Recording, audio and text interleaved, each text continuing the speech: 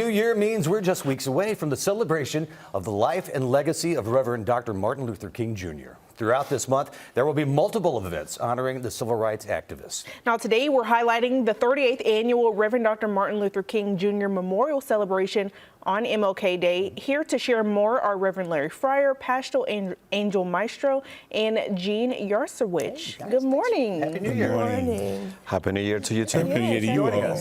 So Pastor Angel, how has this event grown over 38 years? Well, I think it's the system that we have to keep a dream alive. And when we have people like Reverend Fryer and all the team keeping that movement of the dream alive, I think we can go, distance. And what can people expect for this year's celebration happening on the 20th? Well, Mr. Fryer, all the time he has an amazing program. We have guests from all around the state, and also we have an amazing speakers. Every time that I've been celebrating in this kind of events, I came out of the room electrified because the speakers are amazing. And this year, I think we're going to have an amazing one. Now, we talked about it a little bit at the beginning here, but why do you feel like events like this are important every year? What do you think about that, Mr. Fryer? Well, I think it's important because there is a great need for unity. And one even greater than that is love, because there's so much division and there's still so much hate. And I think if we come together and we're serious about our coming together, then we can also be very serious about our lives and how we live out the dream. So we just do this. It is a remembrance, but it's more than that.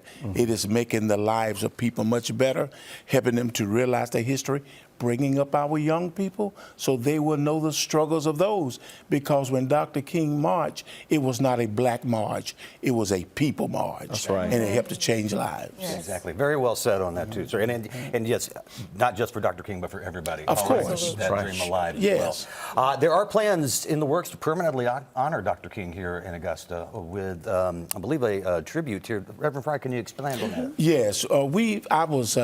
I was in Memphis with Dr. King's daughter, Bernice King, and before that time, we had already begun, when I was at one of the churches in Augusta, to announce the erection of a Dr. Martin Luther King statue as a remembrance of his life and his legacy.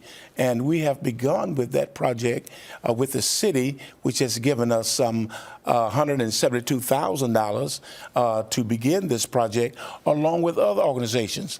Now, the first person who gave us a donation is the former sheriff, Ronnie Strength. He was the first person to support this project. And the name of it is the Martin Luther King Memorial Statue and Unity Plaza, which is to be erected downtown at Broad and MacArthur.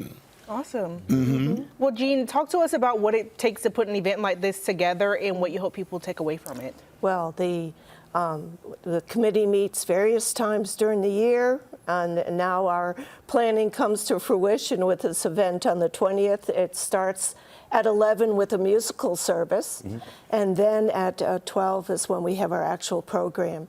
And we do various activities for fundraising. I've been involved in that since, about 6 years now, and it's just a great coming together of people. It's a lovely service and very well attended. We'd love to have more people come out. All three of these faces you will see at a lot of these events too, but not just this event, but throughout the year, downtown and in all the different locations too.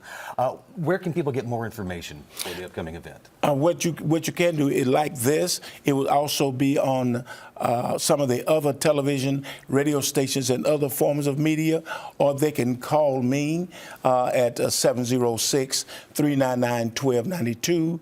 Of course, they can email me at fryer1235@gmail.com.